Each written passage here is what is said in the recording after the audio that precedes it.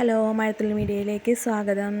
അപ്പോൾ ഈ പുഴയും കടന്നിലെ ഇന്നത്തെ എപ്പിസോഡാണ് കേട്ടോ. അപ്പോൾ നമ്മുടെ ഗംഗയും വിനീതും കൂടി വിവാഹം കഴിക്കുകയാണ്. ഗംഗ മരിക്കാൻ പോയി നിൽക്കുവാണ്.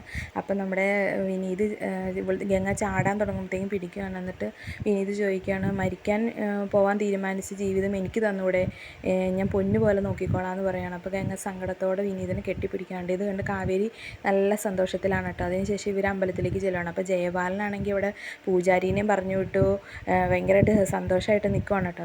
അപ്പോൾ കാവേരി ഇറങ്ങി ചെല്ലുമ്പോൾ നിൻ്റെയും കൂടി കുറവുണ്ടായിരുന്നോളൂ ഇവിടെ എന്ന് പറയാനായിട്ട്. കാവേരി പറയും, നിങ്ങൾ ഉദ്ദേശിച്ചൊന്നും നടക്കാൻ പോകുന്നില്ല എന്ന് പറഞ്ഞിട്ട് പൂജാരീനെ വിളിച്ച് ഇറക്കി വരും കേട്ടോ.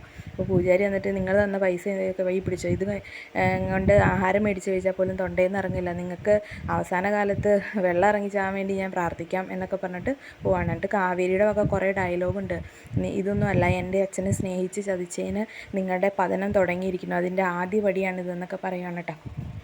അപ്പോൾ അങ്ങനെ അതിനുശേഷം വിനീതും പറയുന്നുണ്ട്, ഞാനൊന്ന് കല്യാണം കഴിച്ചിട്ട് വരാം, അതിനുശേഷം നമുക്കൊന്ന് കാണണം, ഈ പറഞ്ഞതിനും ചെയ്തതിനൊക്കെയുള്ള ഇത് തരാനുണ്ട് എനിക്ക് എന്നൊക്കെ പറഞ്ഞിട്ട് പോയി കല്യാണം കഴിക്കാണ്ട്. ഇതിൻ്റെ ഇടയ്ക്ക് നമ്മുടെ വിനീതിൻ്റെ അമ്മയ്ക്ക് എന്നെ ആരോ വിളിച്ച് പറയുകയാണ് കേട്ടോ, വിനീത് അമ്പലത്തിലുണ്ടെന്ന്. അപ്പോൾ ഇവർക്ക് സംശയം തോന്നി പോയി വാതിൽ വന്നപ്പോൾ നെവിനുമായിട്ട് പൊരിഞ്ഞ വഴക്കാട്ടോ.